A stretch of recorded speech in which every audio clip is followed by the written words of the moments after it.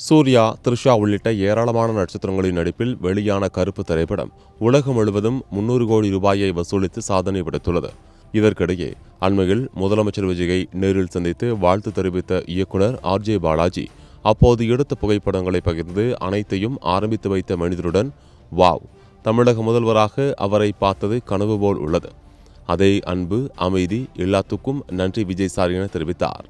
இதை பார்த்த சூர்யா ரசிகர்கள், கருப்பு படத்தை நிராகரித்த விஜய் சாரை உங்களுக்கு பிடித்திருந்தால் அது உங்கள் தனிப்பட்ட விருப்பம், ஆனால் வெறும் 40 நிமிடங்களில் கதை கேட்டு சம்மதம் சொன்ன எங்கள் அண்ணாவுக்கு துரோகம் செய்யாதீர்கள் என கடந்த சில நாட்களாக RJ பாலாஜியை சமூக வலைதளங்களில் வறுத்தெடுத்தனர்.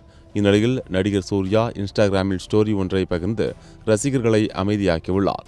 அதில் அன்புடன் வழிநடத்துங்கள், கருணையுடன், தாராள குணத்துடன் இருங்கள் என்று தெரிவித்திருக்கிறார். இதை பார்த்த ரசிகர்கள், உங்களுக்காக விடுகிறோம், இனிமேல் இவர் போன்ற ஒருவருடன் படம் செய்யாதீர்கள் என்று சூர்யாவுக்கு அட்வைஸ் செய்து வருகின்றனர்.